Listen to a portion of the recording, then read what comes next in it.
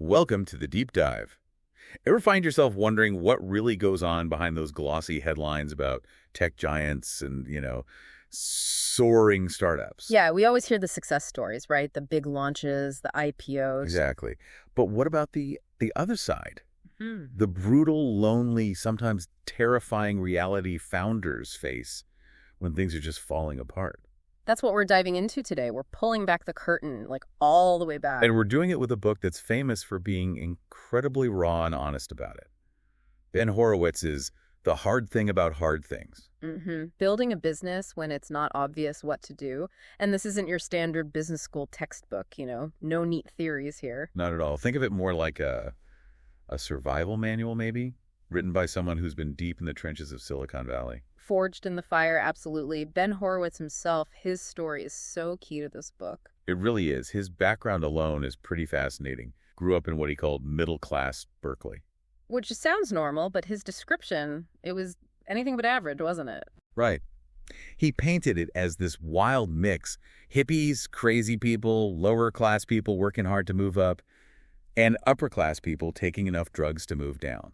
Quite the picture. And he connects that upbringing, that sort of chaotic human environment, directly to understanding complex dynamics later on, navigating unpredictability. Yeah, you could see how that would build a certain kind of resilience, right? A comfort with messiness. Definitely. And then he jumps straight into the tech world. Netscape, a company he genuinely felt would change the world. And not in some small role either. He was put in charge of the enterprise web server product line. Pretty high stakes from the start. Huge stakes. We're talking standard server, but also the new $5,000 secure server with SSL. It was brand new tech back then, secure sockets layer, foundational stuff for the web. Working with engineers like the McCool brothers, this was the heart of Netscape's early tech. Serious pressure. Which perfectly sets up why this book is so significant, It's all about navigating what Horowitz calls the struggle. The struggle. That term really captures it, doesn't it? Yeah. That soul-crushing difficulty when there just aren't any easy answers. Right. And the book isn't just about what leadership looks like in crisis. It's about the how, the gritty decisions, the doubt, the sleepless nights. He makes you feel it. It's not abstract. It's practical, battle-tested advice from his time as CEO at Cloud and Opsware. Intense times. And the book's style reflects that, doesn't it? It's direct, candid. Sometimes profane. Yeah, it's famous for that. But it feels authentic, like it reflects the real emotions involved. The stress, the frustration, the brutal honesty needed. Exactly. It's not just shock value. It's mirroring the reality of those high-pressure situations. It prepares you for the emotional weight. So let's dive into some of those harsh realities. That early firestorm at Netscape. That story really sets the tone. Oh, the Andreessen email. Yeah, that's a legendary piece of raw feedback. It started, getting killed out there. Lost over $3 in market capitalization, and it's all server product management's fault. And then the kicker. Next time, do the fucking interview yourself. Fuck you, Mark. Just brutal. And the timing. He gets this email the same day Mark Andreessen is on the cover of Time magazine, barefoot on a throne. The ultimate whiplash, right? Your co-founder is a national hero, and you're getting blamed for billions vanishing. Imagine that feeling. He was only 29, wife, 3 kids. His first thought was, I need to find a new job. Now. Absolutely. The personal stakes, the sheer insecurity, even for someone clearly on the rise. But here's the twist, and maybe the first glimpse of that Horowitz resilience. Yeah. He didn't get fired. Right. Despite the fear, despite that email, he stayed. And his product line, Sweet Spot, it actually grew significantly over the next couple of years. It's like that experience forged something in him. The ability to withstand that kind of direct, public, brutal criticism. It definitely seems like a key moment. That resilience became critical later, especially during the Cloud pivot to Opsware. Ah, yes, the pivot. Another moment of intense pressure. They sell the managed services part to EDS, which sounds like a win. But the market hated it. Shareholders fled. The stock tanked to, 35 cents? Yeah. Literally half the cash they had left. Belief just evaporated. Horowitz felt like he was almost the only one left who saw a future. The company was basically on life support. So what does he do? Something radical. He rents 40 motel rooms in Santa Cruz. Yeah, a low-end motel, right? Brings the remaining 80 employees down for team building. Yeah. And then total brutal honesty. Laid it all out. The Opsware opportunity, their last shot, no sugarcoating, told them Wall Street didn't believe, but he did. Then he gives them new stock grants, resetting their stake, and this incredibly stark choice. He basically said, if you're quitting, quit today, I'll help you find a job. But we need to know who's in, who we can count on. We can't bleed out slowly. That took guts, just laying it bare like that. And the result? Only 2 people quit out of 80. Wow. That speaks volumes about the power of that radical honesty, doesn't it? Yeah. Giving people agency in the middle of chaos. Absolutely. It identified the core committed team, but the Opsware product itself, it was rough. That's putting it mildly from his description. Hardwired code, clunky UI. The Jive component with the purple pimp hat icon. I mean, come on. Clearly not ready for prime time. Engineers were nervous, understandably. They wanted more features, pointed at competitors with seemingly better stuff. And this is where Horowitz makes another really counterintuitive call. He decides to launch it anyway. Imperfect. Incomplete. That goes against so much standard tech wisdom, right? Perfect it, then launch. Totally. But he realized survival depended on getting out there, getting real feedback, learning from the market, even if it meant, as he put it, falling on our faces, shipping the wrong product to find the right path. Learning and iterating became the priority over perfection. Survival mode. But it wasn't just the product. The leadership team needed a rebuild too. And this part sounds painful. Extremely. He had to replace key people, a CFO who didn't get software accounting, a sales head who hadn't sold software, a marketing head who didn't know the market. People who were, in his words, great at their old jobs, but not qualified for their new jobs in this specific high-stakes pivot. And that highlights a really tough leadership lesson in the book. Loyalty is crucial, but competence for the current challenge is paramount when survival's on the line. Letting those people go, he said, was miserable but absolutely necessary. That's the hard thing about hard things right there. Exactly. These aren't just abstract business problems. They're deeply personal, gut-wrenching calls. So this rebuilt team, this imperfect product, how do they handle the next crisis? The EDS situation sounds like chaos. Oh, it was. He describes the EDS environment as insane and chaotic. Inherited networks from everywhere, ancient operating systems, connections moving at dial-up speeds. And the workforce. Sleeping in the data center. Yikes. Total nightmare. Horowitz knew their fragile product wouldn't survive if any bug gave EDS an excuse to halt deployment. So he put in that 24-hour roadblock rule. Yeah. Any issue blocking progress had to be resolved within 24 hours, period. Forced rapid problem solving, immediate escalation, ruthless efficiency. While that's happening operationally, his colleague, Anthony, is hunting for the exciting value Opsware could bring. And he finds it in the weirdest detail. The main EDS exec, Frank, liked really long airport layovers. Which makes no sense, right? Who wants a long layover? Exactly. Horowitz asked why. Anthony's answer, straight from Frank. Because I hate my job. Wow. That's revealing. That was the key. It led Anthony to discover EDS's massive pain point. Managing assets with this old system called Tangram. None of their other vendors could integrate with it, despite years of promises. A seemingly small complaint opens up this huge unmet need. How often do we miss those clues? Right.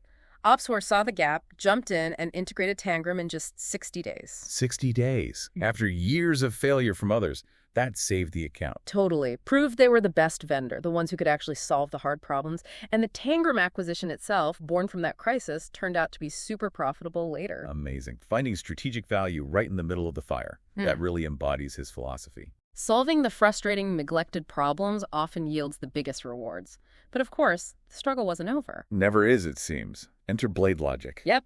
An excellent new competitor. Started winning key deals. Opsware missed quarterly numbers. Stock drops again. Back down to $2.90. Deja vu. Staring into the abyss again. And adding to the pressure, Mark Andreessen leaves to start Ning. Horowitz is now the sole public face of this struggling company. He talks about feeling completely drained at that point, like he had nothing left to give. No more speeches, no more rah-rah. So what does he do? The opposite of rah-rah. He calls an all-hands engineering meeting. Total brutal honesty. Again. One bullet left in the gun speech. That's the one. Yeah. Told him straight, we are getting our asses kicked by Blade Logic. It's a product problem. We have one bullet left. We must hit the target. And he asked them to basically commit their lives for the next 6 months. Go home, talk to their families, tell them Ben needs me. Intense. He said he felt horrible, asking for another huge sacrifice after everything they had already been through. But that honesty, it worked. The team rallied, they rebuilt the product, and, as he says, they saved my sorry ass. It shows that power of shared burden, right? Making the existential threat everyone's problem, not just the CEO's. Collective ownership. Which brings us neatly to his definition of the struggle. It's not failure, is it? Not at all. He says it's universal for great entrepreneurs. From Steve Jobs to Mark Zuckerberg, they all went through it. It's not weakness, it's the source of greatness, the crucible. So how do you cope? His advice seems counterintuitive sometimes. First, don't put it all on your shoulders. Yeah, share the burden. CEOs often think they need to shield the team from the worst news, but Horowitz argues the opposite. Get more brains on the problem, even the scary existential ones. Like telling the whole company they were getting their asses kicked by Blade Logic. It didn't demoralize them, it focused them. Exactly. Shared struggle builds resilience. And his other key coping strategy. Remember the game you're playing. This is not checkers. This is motherfucking chess. Yeah. It's not just a catchy line. It's about recognizing the insane complexity. Tech shifts, competitors pop up, markets change. You can't just react. You need deep strategic thinking, multiple moves ahead, anticipating ripples, playing the long game, even when you're fighting fires day to day. Precisely. It's about strategic depth in the face of constant chaos. Okay, so you survive the external storms, the market threats, but then there's the internal battle, right? Building the organization itself, people, process, culture. Just as hard, if not harder sometimes. And Horowitz is incredibly candid about the people management side, especially the tough stuff like firing people fairly. He really emphasizes how you treat departing employees impacts everyone who stays. The details matter, he says. And his core principle, managers must lay off their own people. No hiding. It's about courage, respect, even in the worst moments. It builds trust for those who remain. That takes serious integrity. And it connects to another painful topic he covers, demoting a loyal friend. Ugh, yeah. That sounds excruciating. Hiring people you trust who work incredibly hard, who are loyal. But then the company scales. The needs change. And you realize you need someone with more specific, deeper experience in that role. And you have to make that call. Demote the friend who sacrificed alongside you. Prioritize the company's survival over personal comfort or loyalty. Brutal. A true test of leadership resolve. But beyond these really tough individual calls, he also talks about systemic things, like the power of clear guidance, that good product manager, bad product manager document. It's amazing how impactful that simple document was. He wrote it out of frustration, basically defining what he expected from PMs. Inspired by Andy Grove at Intel. And the result, instantly improved performance. Hopeless cases became effective. His team became the highest performing. Just shows the leverage you get from crystal clear expectations. So what makes a good PM, according to Horowitz? Good PMs know the context, strategy, market, competition. They take responsibility, no excuses. They define the what, not the how. Communicate clearly, especially in writing. They create reusable collateral like FAQs and white papers instead of just answering questions all day. And crucially, they anticipate problems. They build solutions before things catch fire, rather than just firefighting. Bad PMs make excuses and react. It's about proactive ownership versus reactive complaining. Super practical advice. He also hits on managing misinterpretation, the Ben said problem. Oh yeah, how directives get twisted as they go down the chain, especially under stress. Happens all the time. And the hockey stick problem in sales. Booking everything on the last day of the quarter. Makes planning a nightmare, especially for a public company. He hated that. But he also warns against managing purely by the numbers. Calls it painting by numbers. Great analogy. Focusing only on quantitative goals means you miss the crucial qualitative ones. Product quality, market position, long-term health. He uses HP as a cautionary tale hitting short-term numbers by sacrificing the future, underinvesting in R&D. A trap. And sometimes, getting the message across in those critical moments requires intensity. His CEO, Tourette syndrome. Yeah, using profanity for emphasis. That is not the fucking priority, gets repeated, he says. It cuts through the noise. Unconventional, maybe, and partly involuntary due to stress. But it highlights the need for absolute clarity sometimes. Which leads into thinking about organizational design, things like performance reviews and compensation. He says, don't wait until it's too late. Right. Put structured processes in place early to ensure fairness and minimize politics, especially for exec comp with the board involved. The goal is always global optimization, what's best for the whole company, not just individuals or teams. Mark Craney's line, 2% of zero is zero. Love that. Your commission means nothing if the company tanks. It forces alignment. And helps fight the Peter Principle, promoting people to incompetence, and the law of crappy people, bad hires attracting more bad hires. So how do you ensure promotions maintain quality? His karate dojo analogy. Yeah, you have to defeat an opponent at the next level to earn the rank. In business terms, prove you can operate effectively at that higher level before you get the title. Rigorous. Speaking of titles, the Andreessen versus Zuckerberg debate is fascinating. Totally different philosophies. Andreessen says give out big titles, presidents, chiefs. It's the cheapest form of compensation. Helps recruiting. Pragmatic. Almost cynical, but you can see the logic. Then Zuckerberg at Facebook. Purposefully uses low titles, keeps the org flat, maintains clarity, prevents engineers from feeling less important than execs with fancy titles. Culture-driven. Two valid strategies. Just depends on your priorities and culture. Horowitz also dives into dealing with smart, bad employees. These sound dangerous. Very. First, the heretic. Smart, but uses their intelligence to find faults and convince everyone the company is doomed and run by idiots. Toxic. Undermining from within. Then, the flake. Unreliable due to personal issues, drugs, moonlighting. You just can't count on them. Reliability is non-negotiable, he argues. And finally, the jerk. Consistently awful behavior, especially damaging at the exec level, kills morale, hurts recruiting. He distinguishes this from occasional bluntness for clarity. Yeah. This is sustained, damaging behavior. Leaders need to spot the difference. Critical distinction. So, moving from fixing problems to building strength. You need world-class people, not just better than you. Elite. And don't get fooled by easy wins, like early PR buzz. Anyone can get good press for a cuddly baby company. Right. World-class PR, he says, turns chicken shit into chicken salad.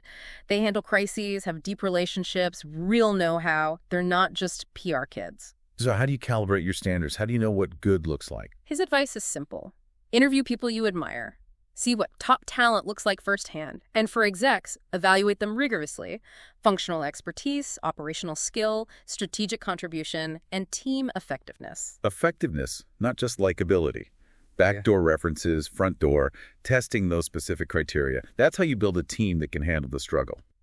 Okay, we've covered the external struggle, the internal org battles. What about the CEO's own mind? How do you stay sane? How do you calm the nerves when everything feels like it's collapsing? Yeah, the CEO's psychology. He offers some really practical, hard-won coping mechanisms. One is surprisingly basic. Make some friends. Not for direct advice necessarily, right? Yeah. Because your problems are often unique. Exactly.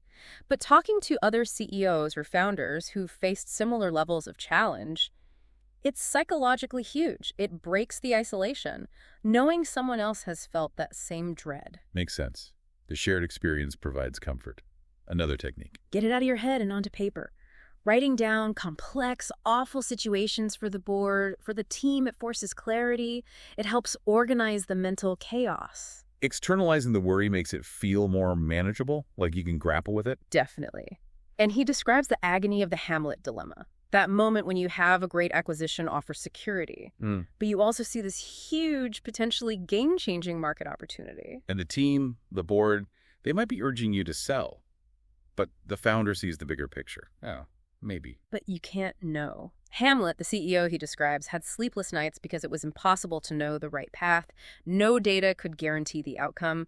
That profound loneliness of command. That weight of the final decision must be immense. So how do you talk to employees about potentially selling, given that uncertainty? He suggests a transparent framework aligning investor logic with company reality. Basically, if we hit product market fit in a huge market and can be number one, we stay independent. If not, we likely get sold. It gives a clear, logical rationale for either outcome. Manages expectations, maintains trust.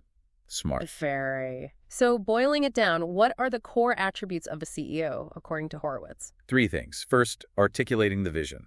Being a storyteller. He says this can be learned and improved with focus, even if you're not a natural. Second, alignment of interests. The Bill Campbell attribute. Being genuinely thrilled for others' success, being the person they call in a crisis because they know you're in their corner. Horowitz thinks this one is born, not made. Interesting that he sees that as innate. And the third, Ability to achieve the vision. Execution. Competence. And this, he stresses, is absolutely learnable. But he warns that confidence can sometimes be the enemy of competence. Always be learning. humility and continuous improvement. That leads to the link between strategy, story, and organizational health. Yeah, for him, the strategy and the story are the same thing. The CEO sets the context, the narrative. It gives meaning, aligns interests, enables decisions, motivates everyone by answering why. Why join? Why work hard? Why buy? Why invest? Why does this company matter? The story provides that unifying purpose. And that strong story underpins a well-run organization, one where people can actually focus on work, not fighting bureaucracy or broken processes. Building that requires high skill in design, performance management, incentives, communication. He says that's often where CEOs fail to scale. They can't build and maintain that healthy organizational machine. He points to Netflix and Reed Hastings' Freedom and Responsibility Culture Deck as a great example of meticulously designing and scaling culture and values. It raises the question of measuring CEO success, especially early on when the true market size is unknown. Right. Setting objectives correctly is key. You can succeed against low-ball goals or fail against unrealistic ones. It's about adapting as you learn. Context is everything.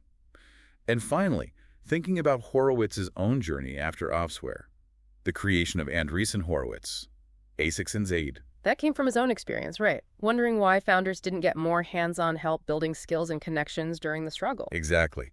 That paradox fueled the firm's mission, and their launch strategy was pretty unconventional for VC. Totally. Mark discovered old VCs avoided PR because their predecessors funded war's bad optics. So ASICS CDs decided to counter-program and launched with great fanfare. Made noise. And the name, Andreessen Horowitz.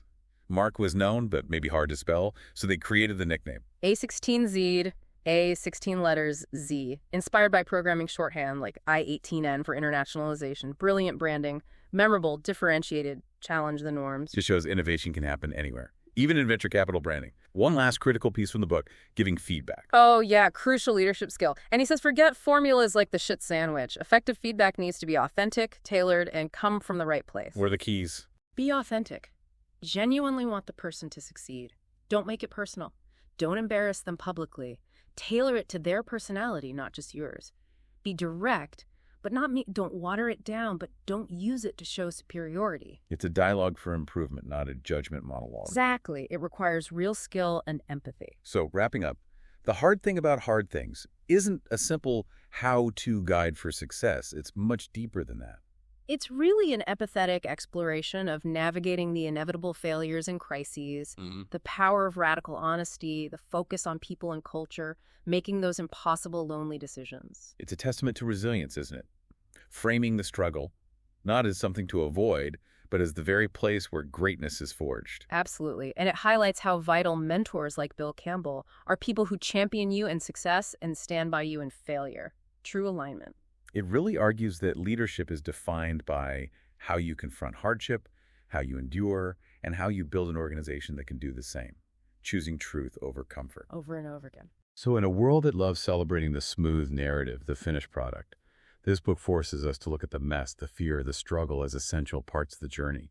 It makes you wonder, doesn't it? What difficult, non-obvious decisions are you facing right now? And what could you gain by meeting them with that same radical honesty and resolve, remembering that maybe, just maybe, the struggle is where greatness comes from.